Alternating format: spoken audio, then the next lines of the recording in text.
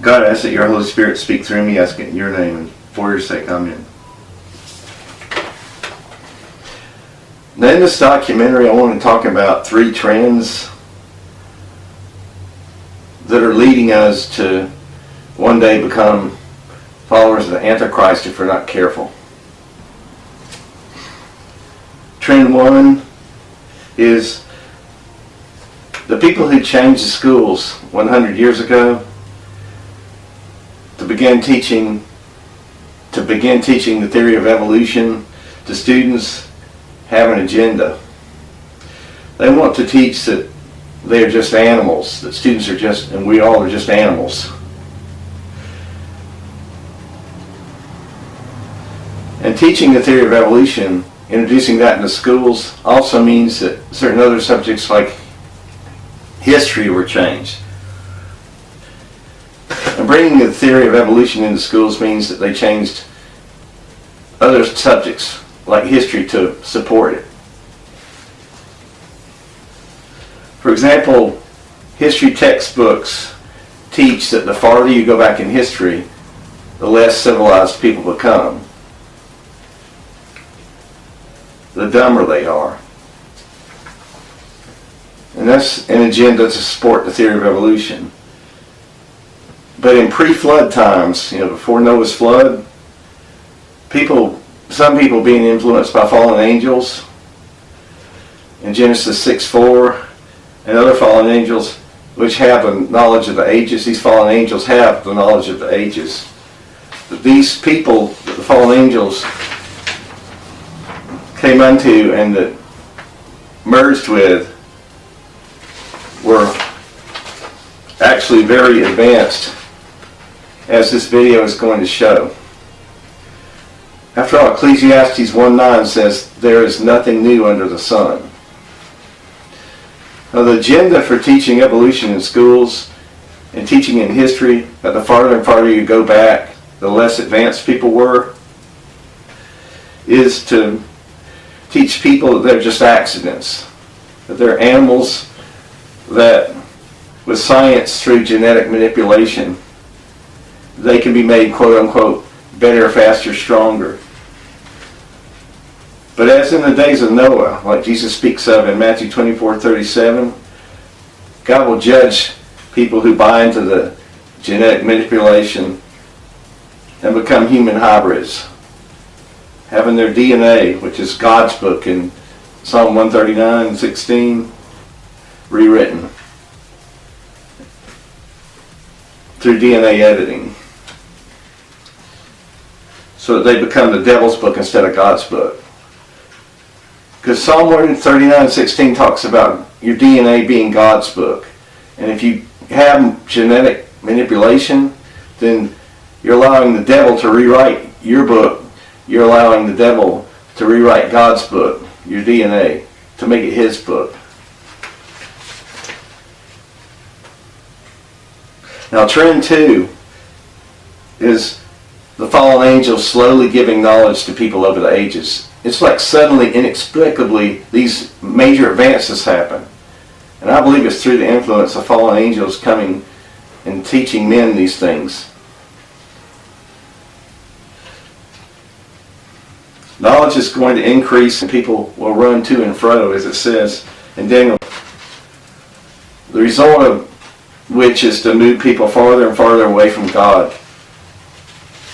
The Industrial Revolution in 1760, the movement of people from the farms to the cities that followed that, the telephone invented in the late 1800s, the automobile in 1903, the jet airplane in 1939.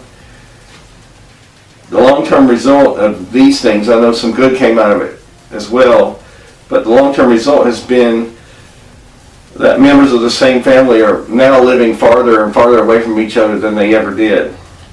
It's causing the breakup of the family, resulting in the breakup of the church, because the church is now being converted by the world. Now, trend 3, in the old advanced civilizations in this video, you're going to notice that people carved pictures of what they believed were gods that came to visit them. But these gods, these little g gods, are not the one true God. These gods, ones that they consider gods, were fallen angels that visited them, not God, and they worship these fallen angels. But the devil can masquerade as an angel of light. It says that in 2 Corinthians 11:14. And the devil came to them in the form of these gods and will come to people in any form necessary to trick them. One day soon, I believe that the fallen angels will come to people today as aliens, as people as beings from outer space. They're going to say they're here to help us. And many on this earth that are not really Christians or in the church will fall away, as it mentions in 2 Thessalonians 2:3, and they'll start worshiping these beings coming from outer space. And I believe this is the great falling away that the Bible speaks of in 2 Thessalonians.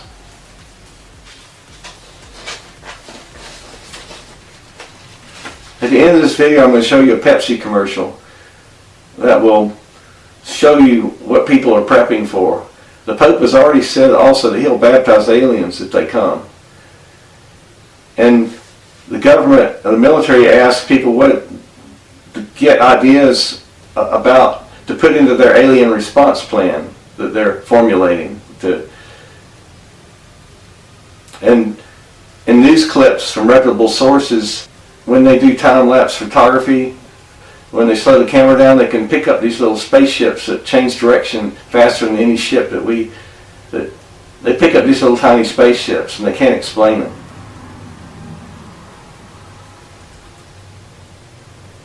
I want you to consider these three trends because I believe that they're leading us into the one more government, the one more global government. And they're going to tempt a lot of people to follow the Antichrist. But we've got to remain strong. We've got to ask Jesus Christ to forgive us for our sins. And we've got to ask Jesus Christ to save us while there's still time. Today is the day to be saved.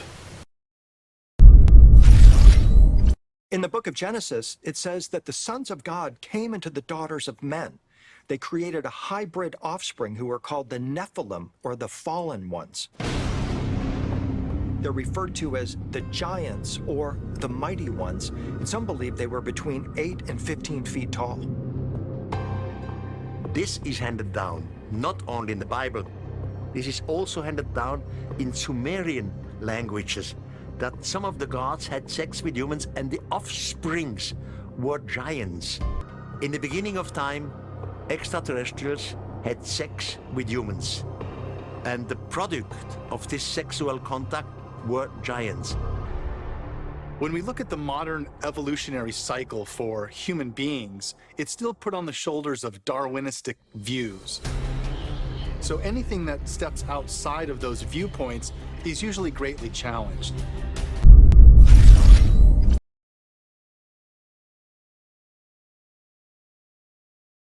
Amongst these sublime objects, the divers found an intriguing bronze item, about 20 centimeters high, which began to disintegrate as soon as it was removed from the water.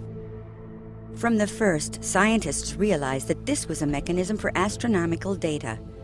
Scrupulously preserved at the National Archaeological Museum of Athens with the other objects from the wreck, the mechanism aroused the curiosity of many researchers. It was only in the 21st century that modern tools for scanning could penetrate the corrosion to reveal in 3 dimensions the interior of the machine. This showed a set of interlocking gears of astounding ingenuity. High-resolution photographs using different exposures brought to light inscriptions on the sides of the machine which appeared to be part of an instruction manual. Scientists compared the numbers inscribed in the text to the number of teeth in the gears and their arrangement, and applied these to the known astronomical cycles of antiquity. Thus, a reliable reconstitution has been made. tous les éléments concordent pour déterminer. All the clues point to the same date, including the metallurgical analysis and especially the text analysis. The form of the letters is typical of the period, and the vocabulary used is found on all the other texts of the same period. Given the extensive information we have, a reliable reconstitution can be made. Housed in a rectangular frame, the machine shows data on both sides. In front is the larger dial, showing the 365 days of the year according to the Egyptian solar calendar. Inside, a second circle shows the 12 signs of the zodiac. By turning a handle, one could position the two hands to indicate, for each day of the year, the exact position of the sun and moon, and a small sphere indicating the phase of the moon. In order to guarantee its exactitude, whatever the day or year chosen, a dial on the back of the mechanism shows the metonic cycle, which reflects lunar and solar cycles over a period of 19 years, corresponding to 235 lunar months. Above this, another spiral dial indicates eclipses of the sun and moon. The handle was used to advance the pointer to determine when the next eclipse would occur in the Saros cycle. As these operations were connected by the interlocking gears, the actual date of the eclipse showed on the other dial. How did the Greeks manage to devise a mechanism to reflect such complex and irregular data as the lunar cycles? The question also intrigues today's specialists in fine watchmaking. Matthias Butte, Director of Research and Development at Hublot, decided to reproduce these ancient forgotten calculations and integrate them into a modern watch. Je voulais pas être comme un pilleur de tombes qui vient voler une idée. I didn't want to be like a tomb robber who comes to steal an idea which has existed for a long time, but rather like someone who approaches our forefathers with deep respect, whose goal is to recreate the antique object in a contemporary form. The original is about 20 centimeters high, and we have been able to create a 30mm movement which can easily be worn on a wrist. This anti-cathera mechanism includes ingenious features which are not found in modern watchmaking. Here in this mysterious city of Tiwanaku, the god they worshipped is tall, bearded, described as white. Viracocha emerged in times of chaos and destruction from across the waters to bring some kind of renewal to the human race. The white god Viracocha. In Mexico, he's called Quetzalcoatl, who came with others to bring the first fruits of knowledge. His symbol is all over Teotihuacan. The feathered serpent, symbol of the enigmatic god Quetzalcoatl, who came from the east after times of tremendous cataclysm to bring civilization to this part of the world.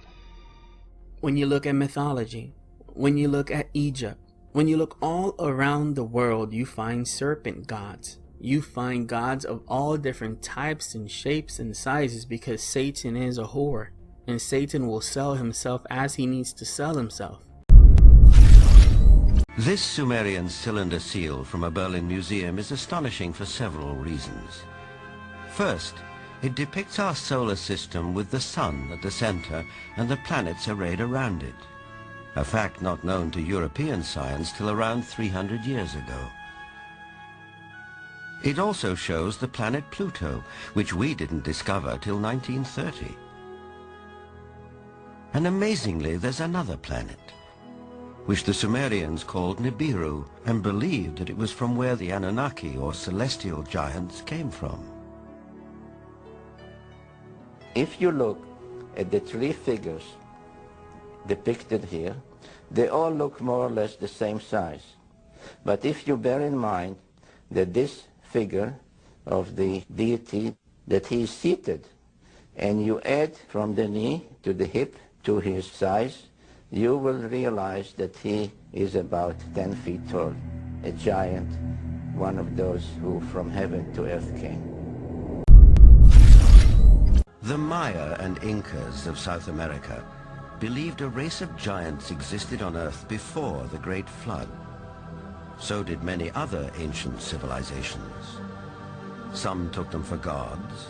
Others left likenesses of them in stone or wrote about them in their histories.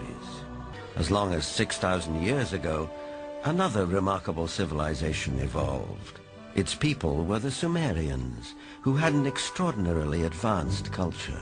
Their list of first just almost sounds like a whole list of our whole society. They had the first bicameral Congress, they had the first writing, they had the first school systems, and you just go on and on and on. So you have to ask, well, where did all this come from? And I think that you need to turn to the ancient Sumerians themselves and listen very carefully to what they have to say, because what they have to say, not just in one place, but over and over and over again, is that they were taught civilization by these beings that came from the heavens to the earth. By examining their alignments with the stars. If I wanted to leave behind a piece of evidence that suggests where I'm from, one way, for example, is by creating monuments that are in the shape of constellations. In ancient Egypt, the 3 pyramids are aligned with the constellation of Orion's belt. The pyramids are not the only monuments that have this particular configuration.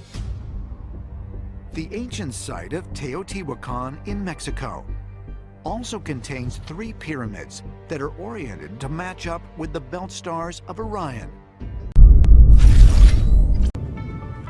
In the Temple of Osiris in Egypt, a stunning, some say chilling, discovery was made that has ignited controversy in the scientific world.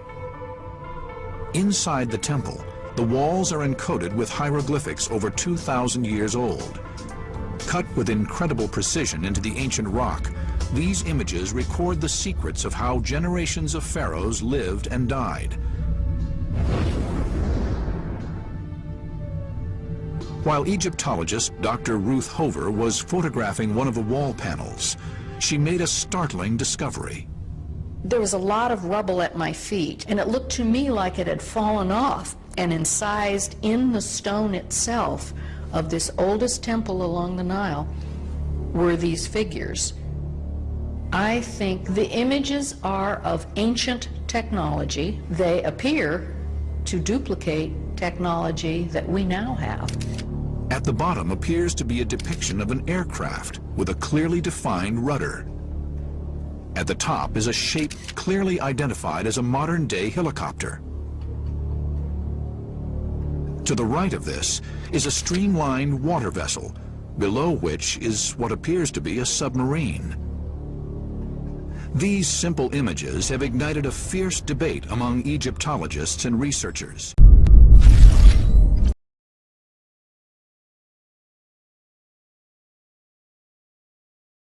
A team of explorers made an intriguing discovery. Almost 1,000 years ago, an ancient people known as the Kumbayan forged these beautiful brooches from gold and copper alloy. At first glance, they appear to be the models of small winged insects, but a second look reveals that there is something highly unusual about these objects. Their design carries anomalies found in no air-breathing creatures in the natural world. As we investigate further, we discover new, unexplained puzzles in the model's design. While all insects have their wings located on the top of their body, this ancient brooch has them at the bottom, a feature found only in modern jet aeroplanes. But there's more. Just like these jets, the brooches have delta-shaped wings. There is a rudder clearly shown, and, quite astonishingly, ailerons. All of these features are found on modern aircraft like the Space Shuttle. This golden model has thus left a fascinating mystery. Could this be a model of an aircraft that actually existed? By constructing a 16:1 scale model of the artifact, he planned to unravel whether this stunning brooch was more like an insect or a supersonic modern aeroplane.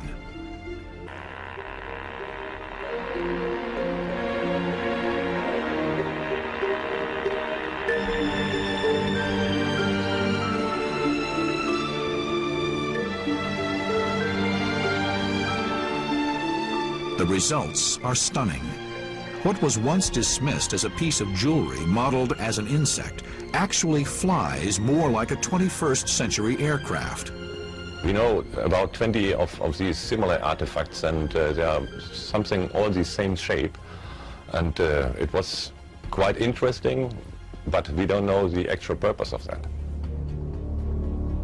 Peter Belting's pioneering research is causing us to reevaluate the accepted story of how mankind conquered the skies.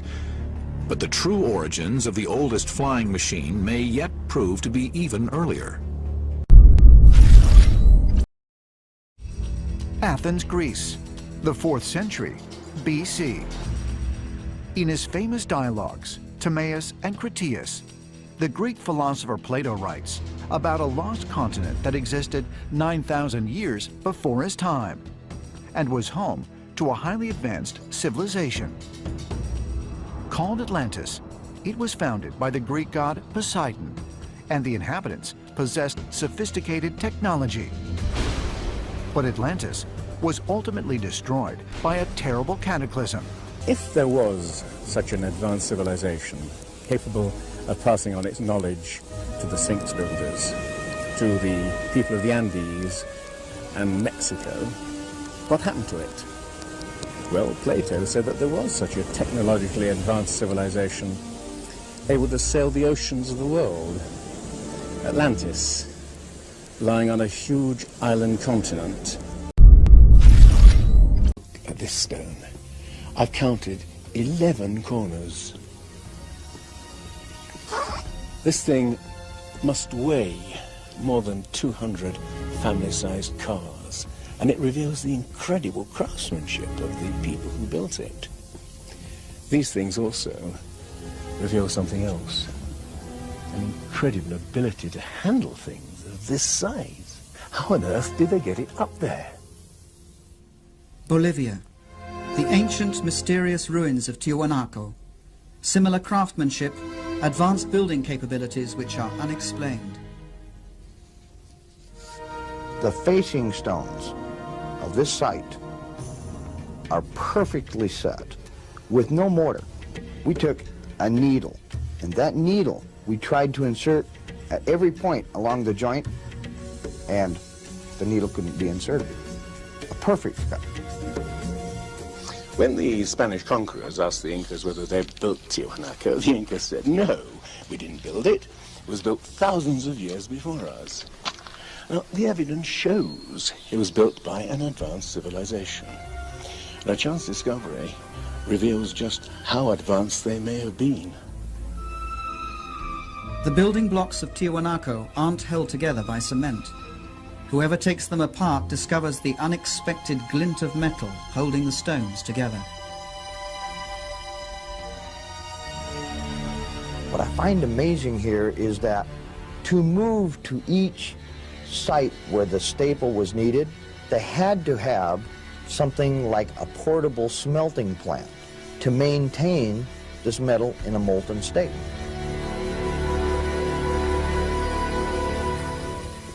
And here, a similar use of metal joints and stone finely jointed, like this L shape here, with the same ingenuity.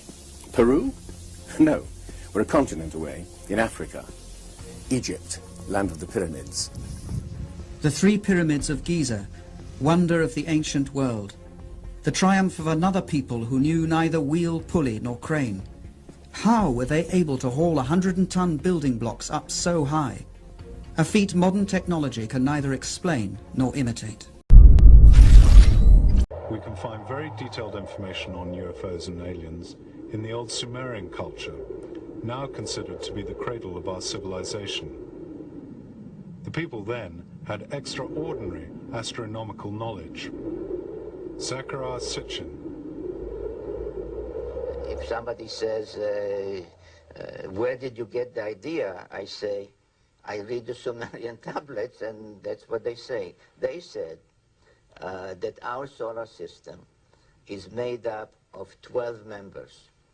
And this is stated in the Sumerian text over and over and over again, not one time.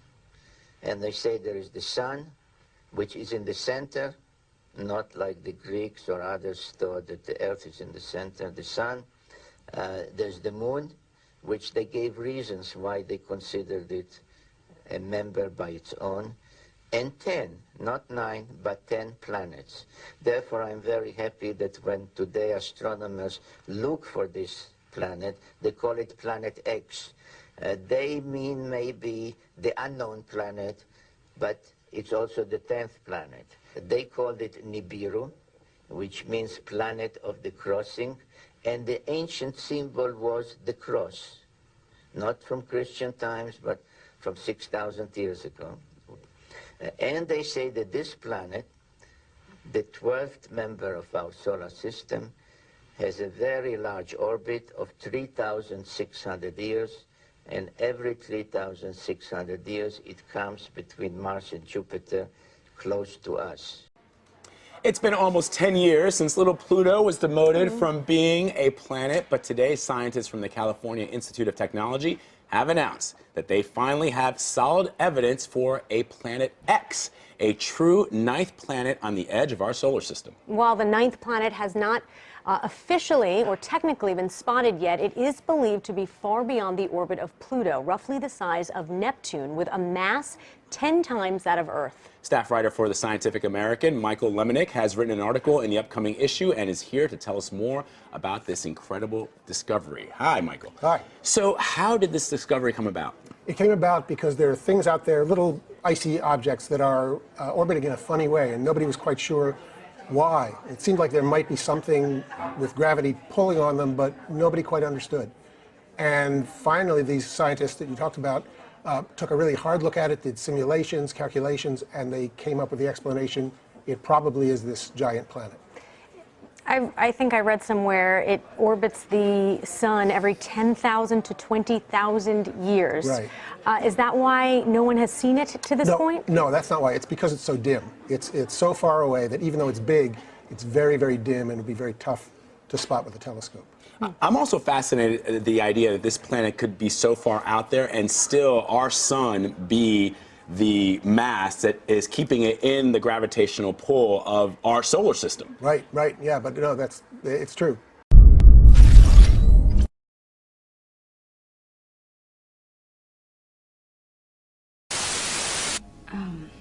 There's something else.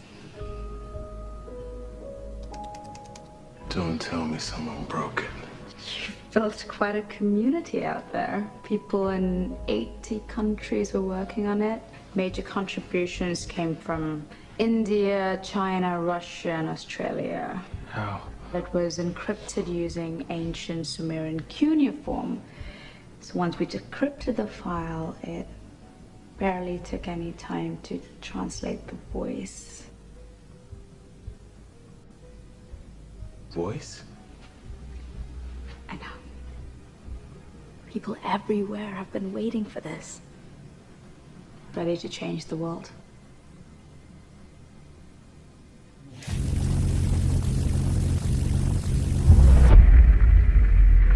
We came to you many thousands of years ago, when your civilization was young. You have grown quickly and efficiently, but you still have so much to learn. If you want us to return, on the night of your next full moon, the people of Earth must show us they are ready. We will be watching.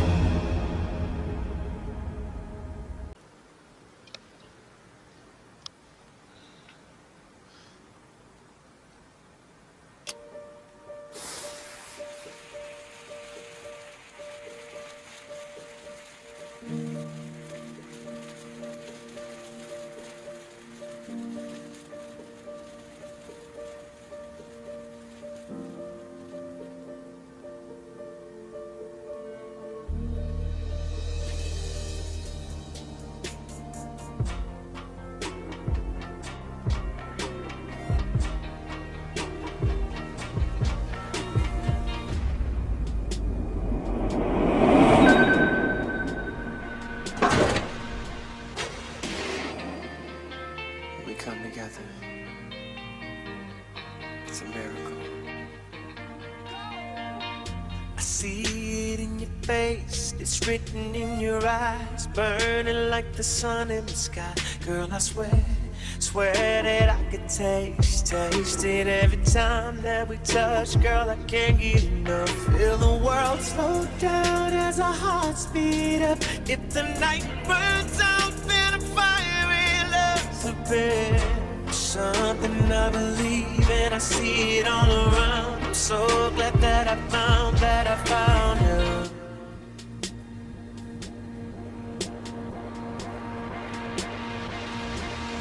Better than walking on water or breathing in space. Miracles. In life we overcome impossible. Making it rain. Miracles. And on this day, we came together with one voice. And on this day, we came together with one voice, one purpose as one world, one purpose as one world. And a new world opened up, bringing us as close to space as we were to each other.